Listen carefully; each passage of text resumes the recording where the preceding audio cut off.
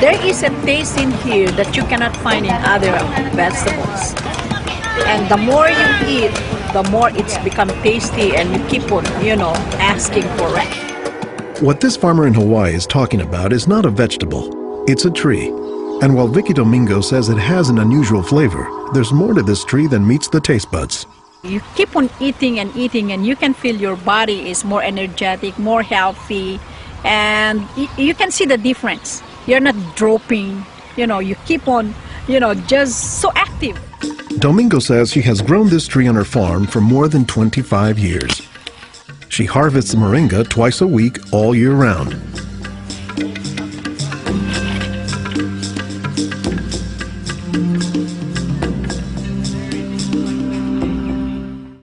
Domingo says there are many nutritional and medicinal uses for moringa. All parts of the tree are usable, from the roots to the stem, to the leaves, to the flowers, and to the pod. The roots, you can use that as a tea. And then the trunk, you can scrape it, squeeze it, get the juice, put in your cut skin, and your skin will heal.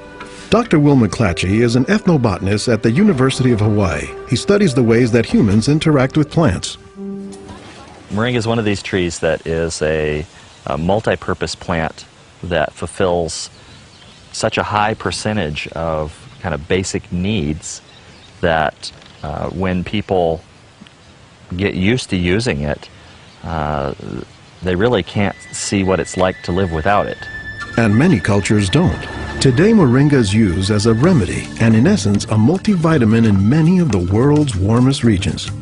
Moringa is used widely in Africa and South Asia, and it's been introduced into South America and Central America, where it's also being used. So, this is not just a plant of a single community. This is a plant that really does do extraordinarily well in some of the most difficult areas, in areas that are very hot, areas that are very dry, areas where other things are very difficult to cultivate. I don't think they're actually the most attractive tree. They're more a tree that you look at and you sort of love the way you love a scruffy friend or a scruffy dog, because the branches sort of splay here and there, and they get burdened down with huge quantities of fruits on them. And that's actually what makes the tree so remarkable, is that it's such a generous tree. And that's because people have found multiple uses for so much of the tree, including its seeds. They're full of oil. You press the seeds, and then this wonderful aromatic oil comes oozing out, which you can use for cooking, you can use for cosmetics or lubrication or whatever.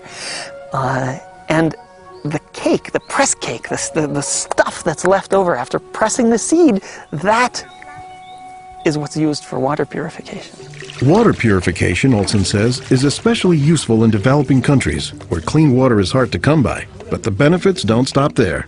Some of the things I think are most exciting about moringa is, for example, the high vitamin content. There's a lot of vitamin A in the leaves.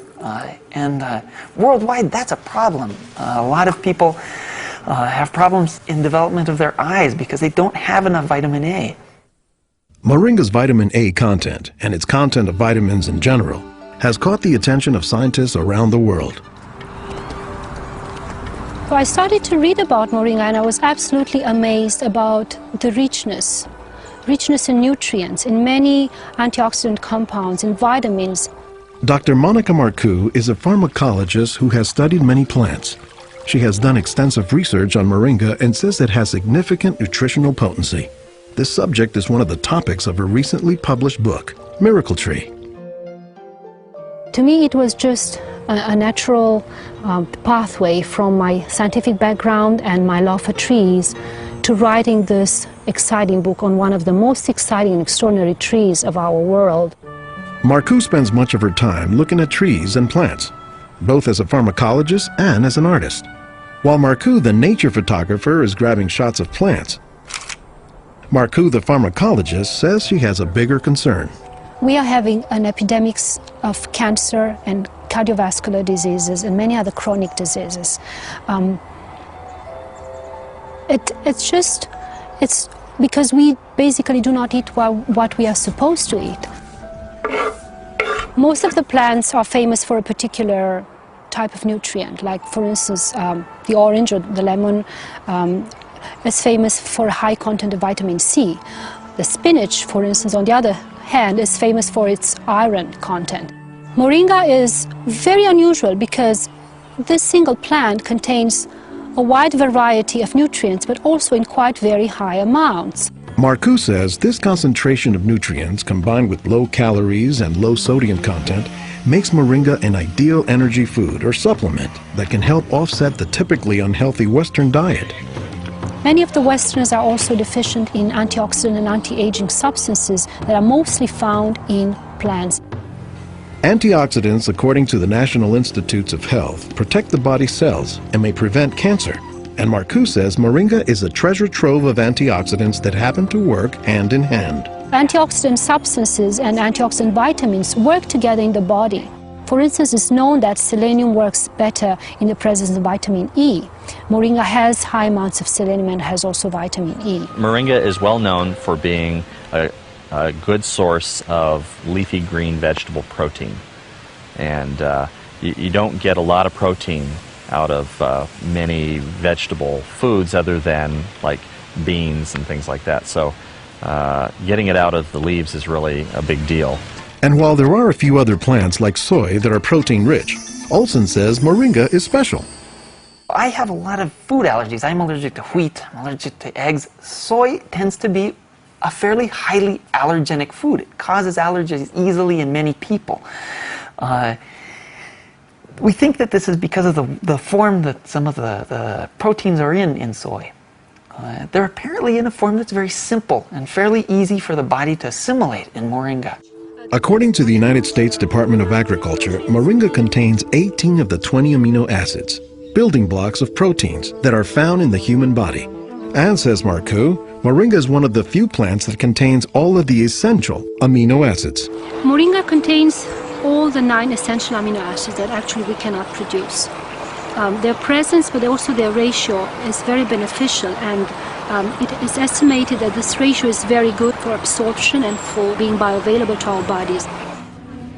In most of sub-Saharan Africa, any baby has a 20% chance of dying before he reaches the age of 5.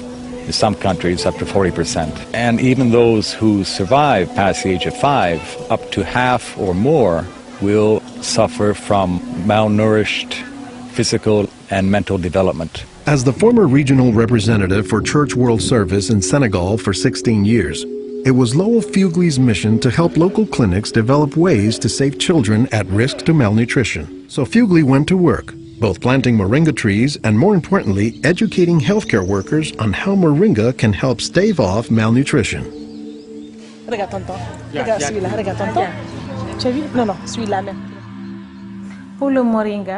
I was trained in 1998, and right away we saw the virtues of using moringa because of its very high nutritional value. So we began using it right away on an experimental basis. Healthcare workers learned to grow their own moringa trees, dry the leaves, and pound them into powder, maintaining all the nutrients. Nursing mothers were taught to add a spoonful of moringa to their food morning, day, and night to increase their milk production. They were also told to add moringa to all of their family's meals. As people changed their habits, Fugley says the results were clear, especially among children. They'll look happier, they'll have more energy, they'll smile.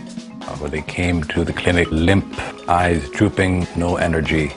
And within 3 weeks, you see them bigger, healthier, and smiling. We observed that it was much, much more effective than the classic system we had been using, which was based on imported and costly products, such as milk powder, sugar, and vegetable oil. With moringa, people can go into town and find it themselves. Our diets are pretty bad, although they are improving. But one of the reasons they're improving is because we're starting to adopt more and more of these kinds of plants.